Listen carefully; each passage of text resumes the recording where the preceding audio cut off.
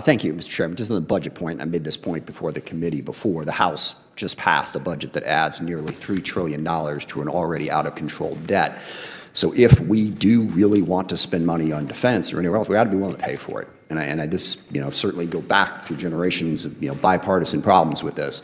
You can't have a debt that size and keep coming back talking about how much money you're going to spend, whether it's defense or whatever your priorities are. And Mr. Secretary, you said the 99% down on border crossings and the border is secure. At the same time, we're going to take $1 billion out of the MILCON budget, out of building barracks, to send it for the border, and there's another 4,000 troops that we're planning on sending down to the border. Given that the border is secure, might you rethink that spending?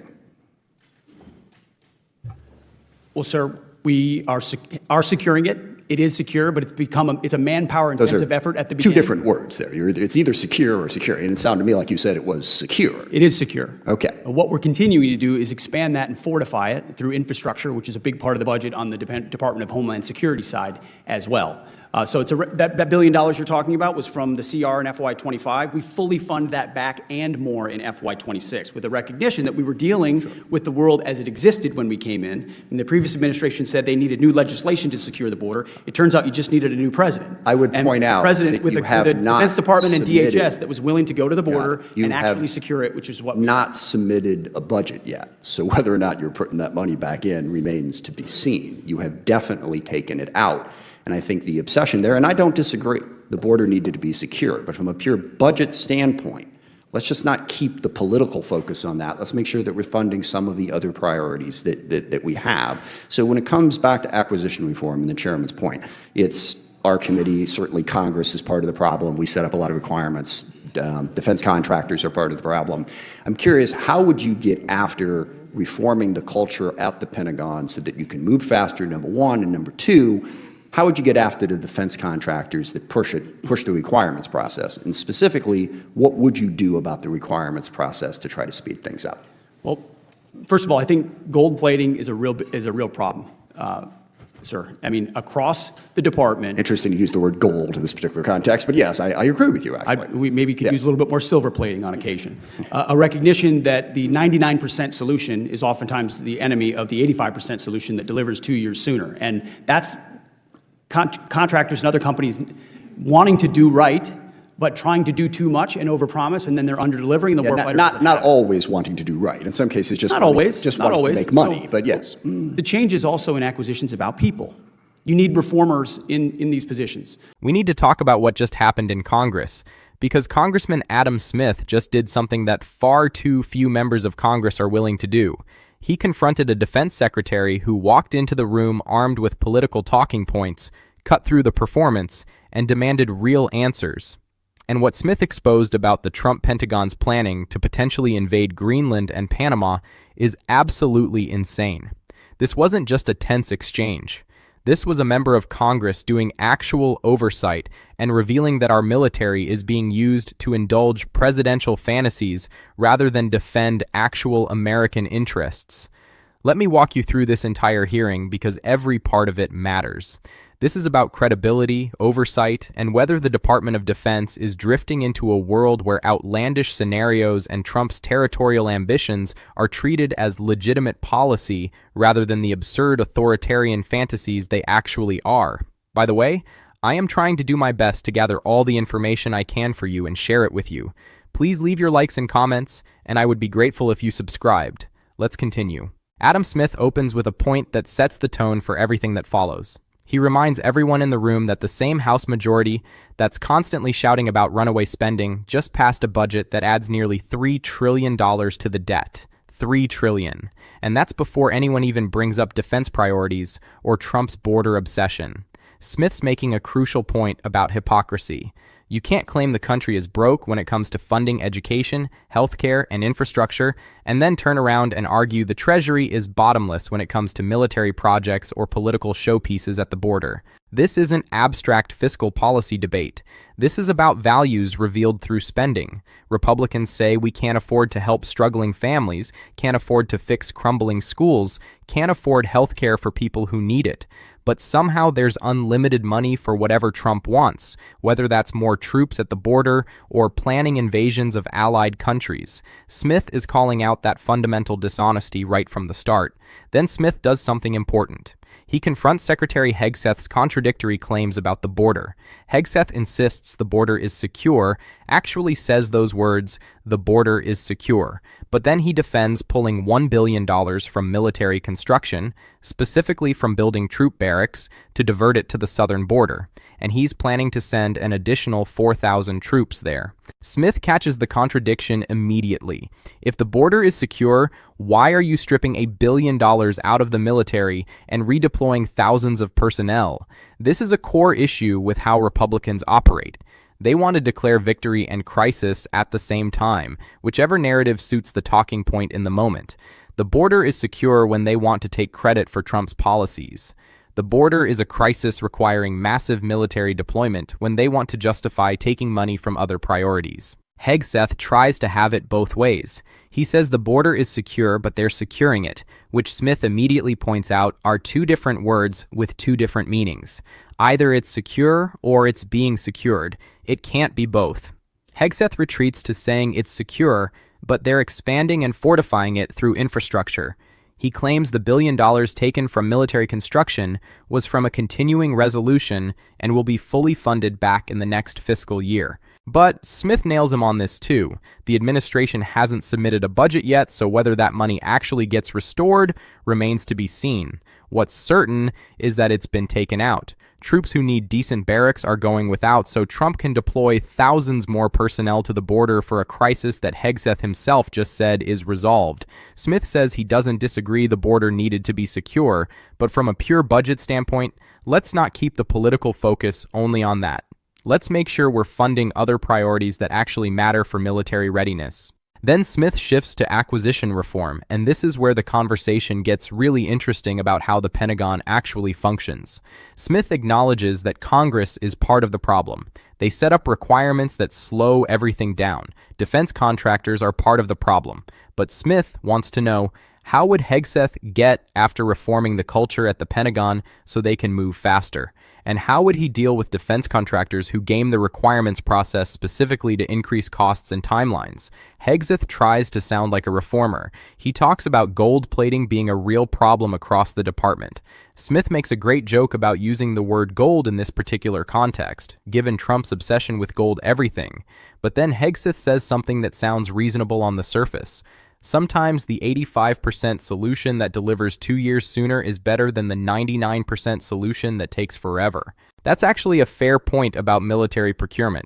Perfect can be the enemy of good when you're trying to field equipment quickly. But then Smith pushes him on contractors, and Hegseth tries to make it sound like contractors are just trying to do right, but overpromise and underdeliver. Smith doesn't let that slide. He points out that contractors aren't always wanting to do right. In some cases, they just want to make money. That's a critical admission that you rarely hear from Pentagon leadership. Defense contractors are profit-driven corporations. They have every incentive to make projects more complex, more expensive, and longer running, because that increases their revenue. Hegseth acknowledging that some contractors are just in it for the money is significant, even though he immediately pivots to talking about hiring disruptors and innovators from the private sector. Smith says the committee stands ready to work with Hegseth on acquisition reform. There are 500 things they can do, and they're doing them. But you can tell Smith is skeptical that buzzwords about disruption and innovation from corporate types is actually going to fix a system that's fundamentally corrupted by profit motive and bureaucratic inertia. But then we get to the moment that defines this hearing, the exchange that's going to live forever on social media and in the history books. Adam Smith asks the question no one expected, but everyone needed to hear. Is it the policy of the Department of Defense that we need to be prepared to take Greenland and Panama by force if necessary? Smith asks it plainly, clearly, refusing to let Hegseth wiggle out. And why does he ask? Because Hegseth, echoing Trump's insane worldview, has been talking about China's influence in Panama and strategic competition in the Arctic, as though these territories are somehow negotiable or up for grabs. Smith is forcing Hegseth to say the quiet part out loud. Hegseth's response is telling. He pivots immediately to talking about China's malign influence in Panama being something they should pay attention to. Smith cuts him off. That wasn't my question. Are we planning to use military force to take another country's territory? Hegseth says Panama is key terrain that's important to focus on. Smith again, should we take it by military force? Hegseth keeps dodging. The Arctic is important. Smith, are we planning for our military to take it by force? And then Hegseth finally gives the answer that Smith was forcing him toward. Our job at the DoD is to have plans. We have plans for any particular contingency. We're a building full of planners, and we're prepared to give recommendations whenever needed. Smith makes him say it explicitly. So, just to be clear, you have plans to take Panama and Greenland by force if necessary, and Hegseth, unable to escape, says he thinks the American people would want the Pentagon to have plans for any particular contingency. They're in the planning business. This is where Smith delivers the knockout line. Speaking on behalf of the American people, I don't think the American people voted for President Trump because they were hoping we would invade Greenland. I'm going to go out on a limb on that one. That line is perfect because it cuts through all the bureaucratic doublespeak about contingency planning and strategic flexibility. Americans did not elect a president to go shopping for new territories. They didn't vote for an administration that treats sovereign nations like Denmark and Panama as chess pieces on a map that can be seized if convenient. Smith drives home the fundamental point. No one voted for Trump because they wanted a war over Greenland. Now let's be clear about what Smith just exposed. The Pentagon, under Hegseth's leadership and Trump's direction, is actually developing military plans to invade and occupy Greenland and Panama. Not hypothetical academic exercises about unlikely scenarios. Real plans that could be executed if Trump gives the order. That's what contingency planning means in this context. They're gaming out how many troops it would take, what the logistics would look like, how to overcome resistance, what the occupation would require. This is insane. Greenland is part of Denmark. Denmark is a NATO ally. We have treaty obligations to defend Denmark if they're attacked. The idea that we would invade Danish territory is a betrayal of our most fundamental alliance commitments. It would instantly destroy NATO, end American credibility globally, and likely start a war with European powers who would not sit by while we conquer allied territory. Panama is a sovereign nation. Yes, the United States built the Panama Canal. Yes, we controlled it for decades, but we gave it to Panama in treaties signed by Jimmy Carter and ratified by the Senate. That's done. It's their territory. The idea that we can just take it back by military force because Trump thinks China has too much influence there is colonial imperialism. That's what empires do. That's what Russia did in Crimea. That's what we condemned as illegal and unacceptable. But Trump wants to do the same thing, and Hegseth is dutifully developing plans to make it happen. And when confronted by a member of Congress, Hegseth defends this insanity by saying they plan for every contingency. That's not a defense. That's an admission that Trump's territorial ambitions are being treated as legitimate military options, rather than the authoritarian fantasies of a president who doesn't understand or care about international law. Under all the political noise, Adam Smith is making a deeper argument that everyone needs to understand. The Pentagon exists to defend the United States, not to indulge presidential whims, not to posture for social media, not to prepare for absurd invasions that belong in satirical novels, not military playbooks. The military is supposed to protect America from genuine threats, not to be weaponized for Trump's ego or his desire to expand American territory like we're still in the 19th century age of imperialism.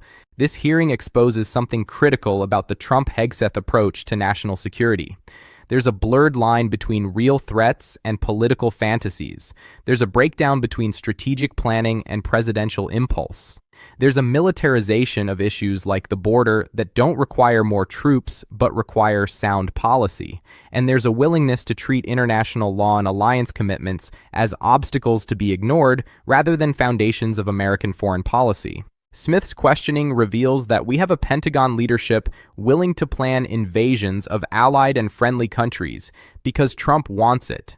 They're not pushing back. They're not telling the president this is illegal and insane. They're developing the plans and defending their existence when questioned by Congress. That's a fundamental failure of civilian-military relations. Military leaders are supposed to provide honest advice even when it contradicts what the president wants to hear. They're supposed to say no when ordered to prepare for illegal actions. But Hegseth isn't doing that. He's a Trump loyalist who got the job specifically because he'd do whatever Trump wants without question. And what Trump wants includes invading Greenland and seizing Panama. So Hegseth is developing those plans and treating them as normal contingency planning rather than evidence of an administration that's lost its grip on reality and legality. The border discussion earlier in the hearing connects to this same theme. Hegseth claims the border is secure, but demands billions of dollars and thousands of troops anyway. Why? Because Trump wants it. Because the border has become a political symbol that requires constant attention and resources regardless of actual need. So money gets stripped from military housing to fund border operations that Hegseth himself admits have already secured the border. That's not defense policy. That's political theater using the military as props. And it's the same impulse that leads to planning invasions of allied countries. Trump wants to look strong and project power, so the military gets tasked with whatever demonstrates that regardless of strategic value or legal authority. Smith's final line encapsulates everything wrong with this approach. Americans didn't vote Trump into office to invade Greenland. They didn't vote for a Pentagon run by improvisation and presidential impulse. They didn't vote for a defense strategy built around chaos and the whims of an authoritarian president who thinks he can just take whatever territory he wants. What Americans want, and what they deserve, is accountability, seriousness, and a Pentagon grounded in reality, not ideology. They want military leadership that will tell the president no when he proposes illegal actions. They want defense spending focused on actual threats, not political narratives. They want foreign policy that strengthens alliances rather than destroying them by planning to invade allied territory. Adam Smith's questioning exposed how far the Trump administration has dragged American defense policy away from those principles. We have a defense secretary who casually admits they're planning to invade friendly countries if Trump orders it. We have a Pentagon that's been turned into a tool for Trump's ego rather than an institution focused on defending America. And we have a president who apparently thinks territorial conquest is a legitimate policy option in the 21st century. This should be a massive scandal. The revelation that we're planning military invasions of Denmark and Panama should dominate headlines and prompt immediate oversight hearings. Congress should be demanding to see these plans, to understand who ordered them, to determine whether this constitutes a violation of our treaty obligations or even potentially criminal conspiracy to commit aggression. But we're so numb to Trump's insanity, so overwhelmed by the constant flood of scandals and outrages, that even planning to invade allied countries gets treated as just another day in this administration. That's the real tragedy. We've normalized the abnormal to such a degree that a defense secretary admitting they're developing invasion plans for Greenland barely registers as shocking. Adam Smith tried to break through that numbness. He forced Hegseth to admit what's happening. He delivered that perfect line about Americans not voting for Greenland invasion. He did his job as a member of Congress, providing oversight of executive power. Now it's on the rest of us to pay attention, to demand accountability, and to make clear that planning to invade allied countries is absolutely unacceptable regardless of who the president is or what he wants. This is what happens when you elect an authoritarian who doesn't believe in international law or alliance commitments. This is what happens when you staff the Pentagon with loyalists rather than professionals. This is what happens when oversight breaks down and Congress doesn't push back hard enough. And this is why Adam Smith's questioning matters so much. He's one of the few willing to call out the insanity clearly and force it into the public record. Stay focused on this story. Share it widely. Demand that your representatives ask questions about these invasion plans. Make clear that Americans will not support military adventures to seize territory from allies and friends. Because if we don't push back now, if we let this become normalized, we're opening the door to a future where American military power is used for conquest rather than defense. And that's a line we absolutely cannot cross.